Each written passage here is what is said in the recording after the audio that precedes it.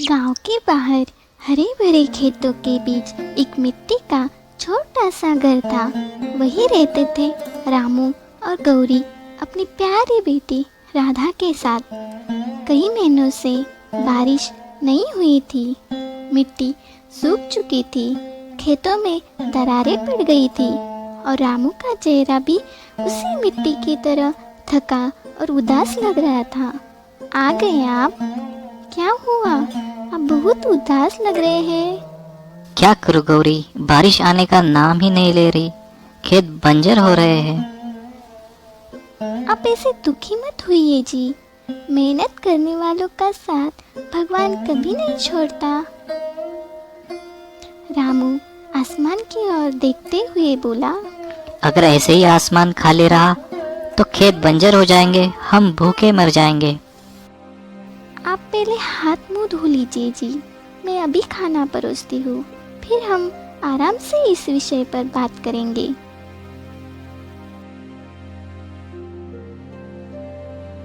पानी ही नहीं है तो मेहनत कहाँ से करेंगे गौरी? क्यों ना हम ऐसी सब्जियां लगाएं जिन्हें पानी कम लगता हो। हाँ, पर थोड़ा बहुत पानी तो लगेगा ना। तो उसके लिए मेरे पास एक उपाय है। हम पास वाली नदी से मटकों में पानी लाएंगे, हर रोज थोड़ा थोड़ा डालेंगे, धीरे धीरे खेत फिर से हरे हो जाएंगे। आपको क्या लगता है इस विषय पर? हाँ, अब यही तरीका है हमारे पास। मैं आज ही बाजार जाकर 2 मटके लेकर आता हूँ। बाबा, मेरे लिए भी एक छोटा सा मटका ले आना, मैं भी आपकी मदद करूँगी। ठीक है बेटी, तेरे लिए छोटा मटका लाऊंगा। ऐसा कहकर रामू बाजार की ओर निकल पड़ा। भैया, ये मटके कितने के दोगे? भाई साहब, ये 100 रुपए का एक है, बहुत बढ़िया मिट्टी का है। 100 का एक? बहुत ज़्यादा दाम है, कुछ कम कर दो, बहुत बुरे दिन चल रहे हैं हमारे। ठीक है, आप मेहनती आदमी लगते हैं, लीजिए 80 रुपए में दे देता हूँ। रामू ने मुस्कुराकर पैसे दिए और 2 बड़े और एक छोटा मटका लेकर घर लौट आया। आ गए आप? दीजिए, मैं आपकी मदद करती हूँ। ऐसा कहकर गौरी ने 2 मटके उठाए और घर के अंदर चली गई।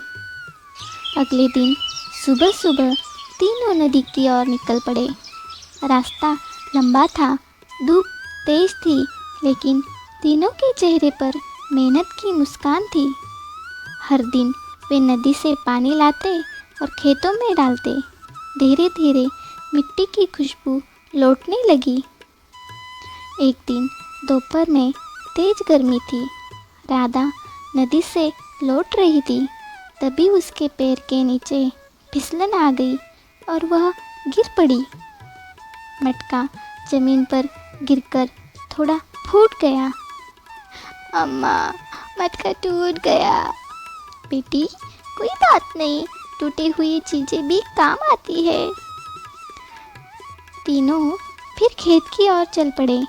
राधा का टूटा मटका धीरे धीरे रास्ते में पानी टपकाता जा रहा था। कुछ दिनों बाद रामू ने देखा कि जहाँ जहाँ राधा का टूटा मटका पानी टपकाता था, वहीं छोटी छोटी हरी बेलें और फूल उगने लगे थे। अम्मा, देखो, यहाँ फूल आ गए हैं। हाँ बेटा, शायद तेरे मटके के पानी से ये पौधा जिंदा हो गया है। धीरे धीरे वो रास्ता रंग बिरंगी फूलों से भर गया। पूरा रास्ता एक खुशबूदार बगीचे में बदल गया। बाबा, अगर हम इन फूलों को बांधकर बाजार में बेचें तो कुछ पैसे मिल सकते हैं। बिल्कुल सही कहा गौरी, तुम दोनों माँ बेटी ने तो कमाल कर दिया। अगले दिन राधा और गौरी ने फूल तोड़े। रामू उन्हें लेकर बाजार गया। वाह, कितने ताजे और सुगंधित फूल है। बारिश की कमी से फूलों की बहुत कमी है, मैं तुम्हें अच्छे दाम दूंगा। रामू ने फूल बेचे और अच्छी कमाई की।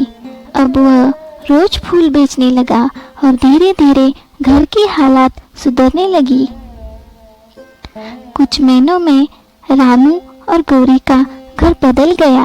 राधा की मुस्कान पहले से ज्यादा चमकने लगी। बाबा, अगर वो मटका ना टूटता तो शायद हमें ये रास्ता कभी नहीं मिलता। सच कहा गौरी, कभी कभी भगवान हमें टूटे हुए रास्ते से ही अमेरी की मंजिल तक लेके जाते हैं।